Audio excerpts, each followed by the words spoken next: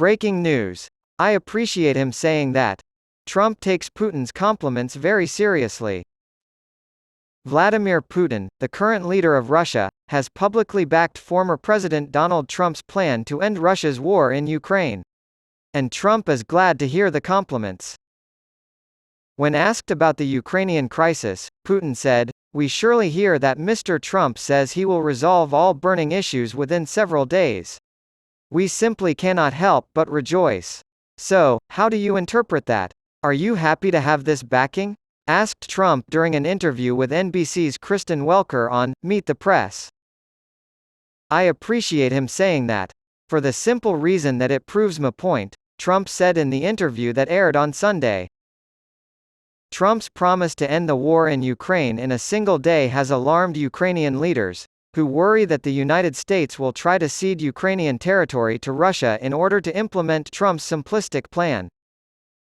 The United States and its Western allies have strongly denounced and actively fought against Putin's unprovoked invasion of Ukraine.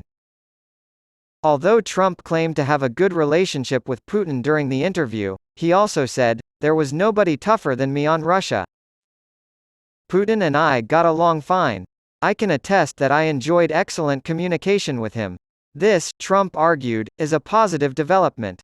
He has 1,700 nuclear missiles," they said.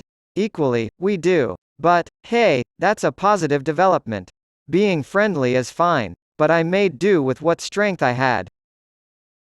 During his presidency, Trump was criticized for seemingly taking Putin's side on some issues.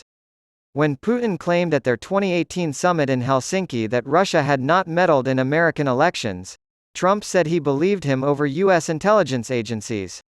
Putin has declared that it is not Russia. "There's no logical basis for that to be the case," he said.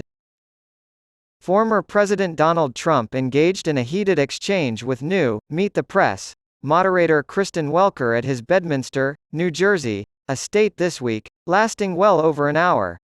The two argued over Trump's myriad legal problems, including his role in the attack on January 6, and his continued promotion of falsehoods regarding the upcoming 2020 election. On numerous other pressing matters, such as abortion, the war in Ukraine, interest rates, and his party's attempts to impeach President Joe Biden, he consistently sought to leave himself some wiggle room.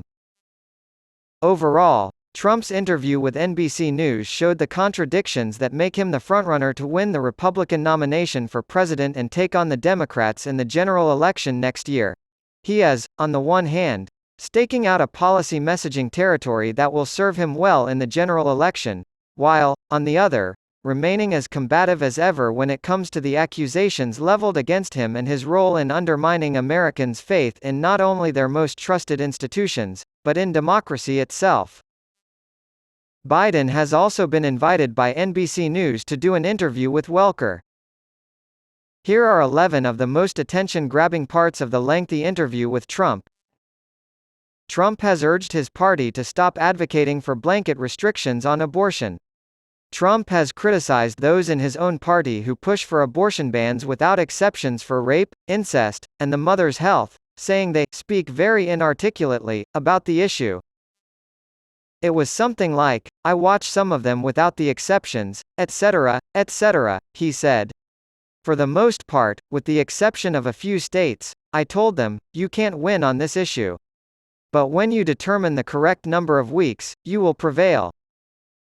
While Trump avoided answering direct questions about whether he supports a federal ban on abortions after a certain number of weeks or whether he would prefer a state-by-state approach, he repeatedly sought to portray himself as a dealmaker who could unite both sides and put the issue to rest.